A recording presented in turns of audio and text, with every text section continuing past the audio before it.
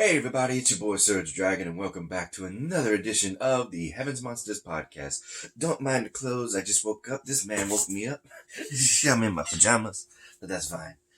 So let's go ahead, ladies and gentlemen, let's go and review AEW Dynamite on the new year of January 1st. First off though, long time no see, my brother. It's the phenomenal Chris Pitre, the Shadow Spider. So let's go. We kicked the new year right with one. We got Soul Calibur, Jim Ross, having a new commentator, a good old voice to hear on SmackDown, but now on AEW, it's Taz. ECW Original. And they kick off the show with none other than the American Nightmare, Cody Rhodes versus Darby Allin. But he has a surprise backup. Cody Rhodes would have one of the head coach and former Four Horsemen elite member, the Enforcer, and Arn Anderson. I'm trying to pronounce that right. It's A-R-N. I'm like, wait. Ann or Arn? Okay. The match would pursue despite the fact that they teamed up together to fight the Bunnies, Blade, and Butcher. But they ended up fighting each other to kick off the new year, and they did not disappoint with Cody Rhodes winning the match, right? Yeah. And getting pinfall. We then have... how was your... first off. What did you think of that match? That match was great. Awesome. And it didn't disappoint. Man, I didn't see R. Anderson interfere. Next up, we have Jen Decker was backstage interviewing SCU. Sammy Guevara interrupted SCU and Christopher Daniels challenged Guevara to a match. Basically, he was calling him old and saying that he was the weak link and he didn't have what he had before. And that while his buddies had gold, he didn't. So he got him his face and says, well, if you think I'm weak, why don't you come prove it in a match? Back up what you're saying, boy. Sadly, that didn't. I don't know if that happened. We have to wait. Right. So, next up, we have a. Wait, was this a three-way? No, it's a four-way dance between the return of.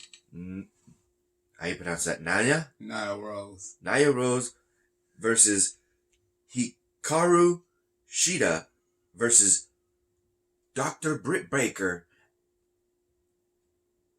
Wait, DMD. Was it comma? Was it a five-way dance? No. That's what I thought. It was four-way. And versus the returning AEW Women's World Champion, Rio. Not have seen her in a bit, and a lot of people have been very upset that she has not come to at least wrestle, let alone defend the title. Probably some Japanese stuff overseas. In this match, there would be flips, tricks, and believe you me, kicks. And punches and headbutts and God, oh my. So this would be one interesting match. But whether you like it or not, it ended on a pretty not so climactic win. With everybody going for kicks, slams, and God knows what else. Britt Baker goes for a finishing move, but then gets quickly pinned over by the champ Rio. And that was for a quick pinfall. Not quick pin, but you get what I mean. 1, 2, 3, while both shoulders, and she ends up winning the match pretty much effortlessly. And she's holding the title. She's happy she retained it, even though the odds were stacked against her in a fatal four-way match. Britt Baker gets in her face and tells her that where the hell is her? She's here on AEW wrestling every night, looking for a title shot and not getting it. What's her excuse? And she's just confused, and she speaks Japanese. You got your translator, and I think friend also to Kenny Omega is trying to explain to her what happened, and she's like, "What?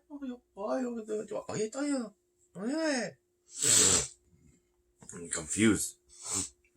I don't speak Japanese. I'm just mumbling. For the record. What do you think of that? Well, after the match is over, Rio got splashed to a table by Naito. Ah, the big, what do you call it? Intergender woman?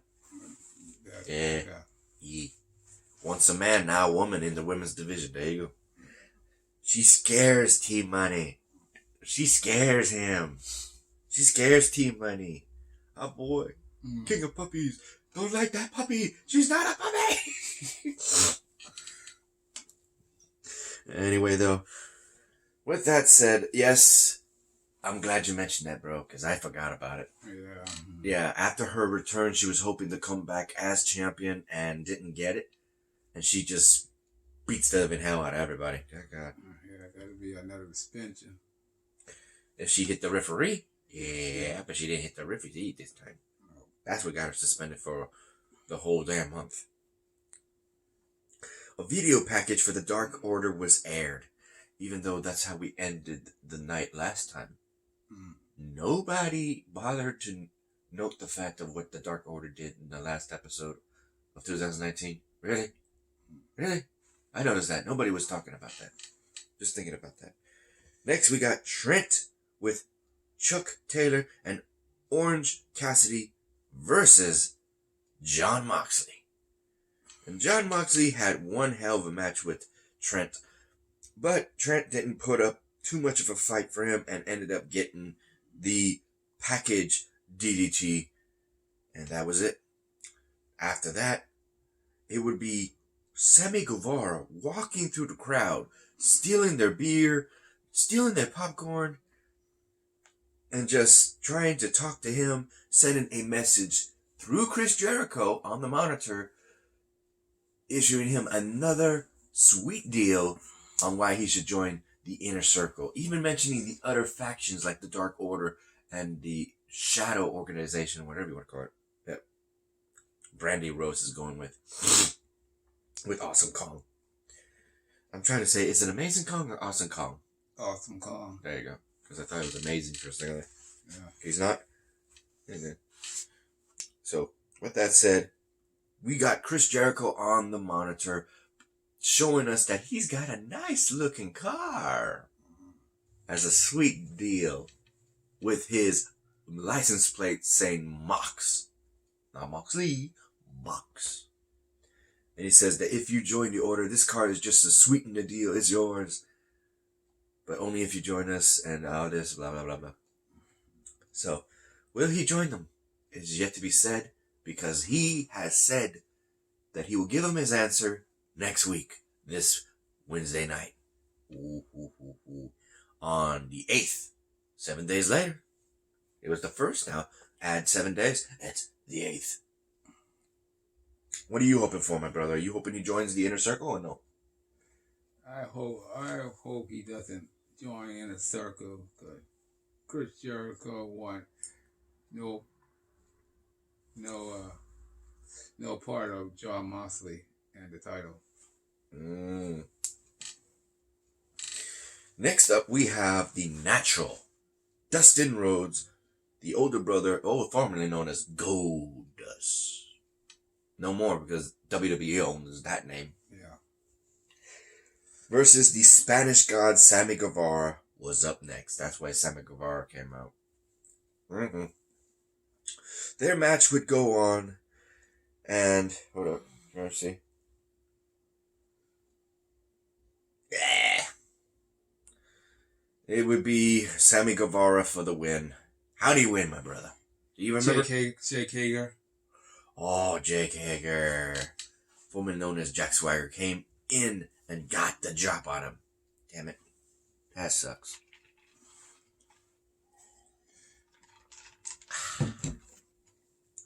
How would you think? How does that make you feel? Angry. Oh. Well, this guy makes me angry. We got the guy who thinks he's better than everybody else, MJF, accompanied by Wardlow.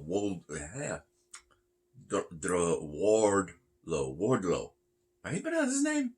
There's a D. It's War and a D with the word low. So I was like, Wardlow? Whatever the. Well, he walks into the ring, announces his speculations to Cody Rhodes to his match at Revolution. So he's accepting, but under conditions. One, he said that none of him nor any of his representatives, his friends as such, of the Elite or anyone else, is allowed to touch him before that night. Before that match, in general. And another one would be for him to, what was it? Oh, here's the conditions. Cody has to go one-on-one with his enforcer, the guy in question, Waldo, in a solid steel cage. That has to beat him for it to happen. God damn. And of course, live on TNT, in front of his family and friends and God, you are going to, he says, he's going to have to get on all fours and be whipped like a dog. And how many times? 10 gruesome times. Oh, God. That's his stipulation? Yep. So when is this going to happen? Next week? I don't know. It's going to happen on TNT, which means it has to be on AEW All Elite Wrestling Dynamite. So it's your choice to tune in or not to see that. Because he wants to break the skin and he wants him to leave the red marks and he wants him to bleed. So what would he be whipping him? You have choices. You have 1, a regular leather belt. 2, a very rough cowboy bull rope. 2, a metal chain. A big metal chain. That's 2 options right there. That's 4 total. Or God knows anything he can pull out. He could even whip him with a wet towel if he wants to. Wet towel. And that's just me joking, but you can whip him with anything, so. You can actually whip him with a real whip. I almost forgot. You can actually whip him with an actual whip that can break the sound barrier. You want to talk about noise. Ouch. So we don't know. But those are the terms, and what will be Cody's answer we didn't get during the episode. That's weird. And now, I gotta ask you, how did you feel about that? What are you hoping it's not? He whips him with? Cane. The cane? Oh. Yeah. If he's whipping, I don't think he's gonna use something solid. That's just beating him up then. I mean a stick. What kind of stick? Kendo stick. Kendo stick. That's still a solid object. He's saying whip him. It means you gotta have a flexible thing. I only want to be a steel chain. Oh, God, no, yeah. And with spurs on it. Oh, yeah. Shit. Oh, not the spikes. No. So here we go. We got the main event of the night.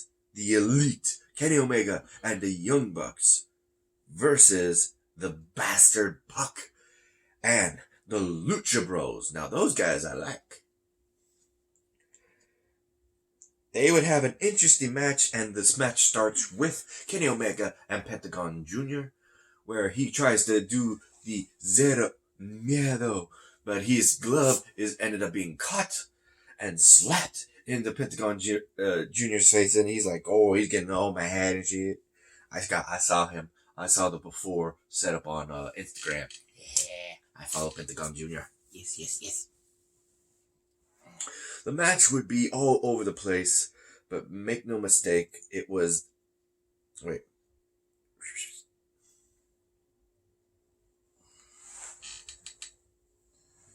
Yeah, here we go. It would be Pac appealed the brutalize on as a move apparently. Appealed the brutalizer on Omega, but Matt Jackson hit the blindside kick to Pac's head.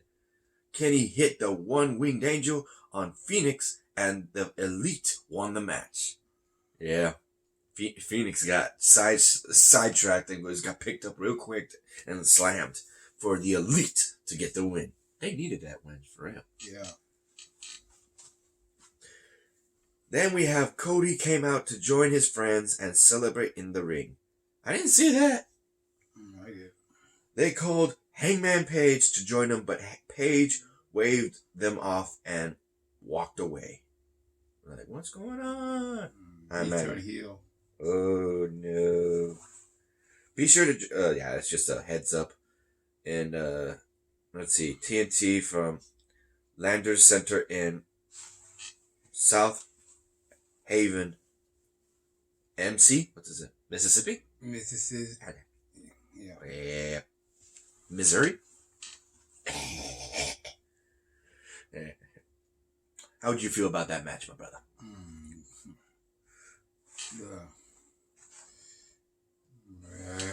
It was the Elite finally got a win. Yeah, they're just in a must-win situation. Mm-hmm. And how do you feel about the potential Hangman Page turning heel? And he turned heel. That means he turned his back on Kenny, the Young Bucks, and Cody. Mm-hmm. That's gonna suck. Yeah. All right. So with that said, first, before we end the video, we got to give a shout out to our fellow Heaven Monsters podcast crew. We got I'm getting tongue twister. Xavier, Mike, and Andre Mitchell. A link to their YouTube pages will be in the descriptions down below. So check them out, see what they got. Give them a like, give them this, give them that, give them everything. Show them your love. And if you would, also give a shout out to Renee, T-Money. We got also boy Chris Pitre right here. We also got Pharaoh and Delvin. So with that said, if you like this video, give it a thumbs up. If you didn't, give it a thumbs down. Put the thumbs in the camera. And hit that subscribe button for more content of the Heaven's Monsters podcast. And hit that notification bell for the next video. I'm SergDragon. This is Chris Pitre, the phenomenal Shadow Spider. And we'll see you in the next video. Peace out. Bye.